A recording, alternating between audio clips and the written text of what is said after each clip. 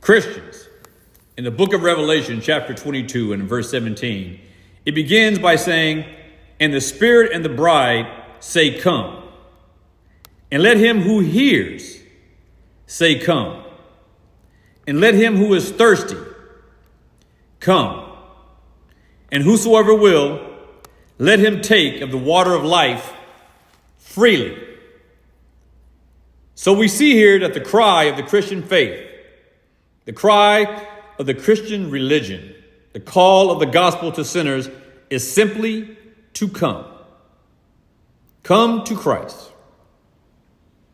Under the Jewish economy or the dispensation, the law also had something to say. The law didn't say come, but the law said to do, to go and do, and take heed of what you do, and take heed to the path that you shall walk. And should you break any of those commandments, you are certain to perish. So the law says to go and do and keep them, and you will live.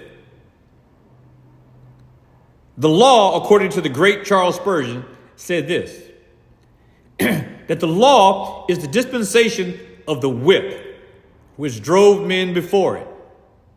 But the gospel does the exact opposite. The Lord goes before his sheep, and he calls them to follow him, and he says to them, Come. Come to me and follow me. Come to me, and I will give you rest.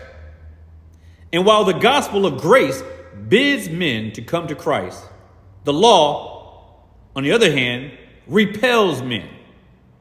The law repels men, but the gospel attracts men.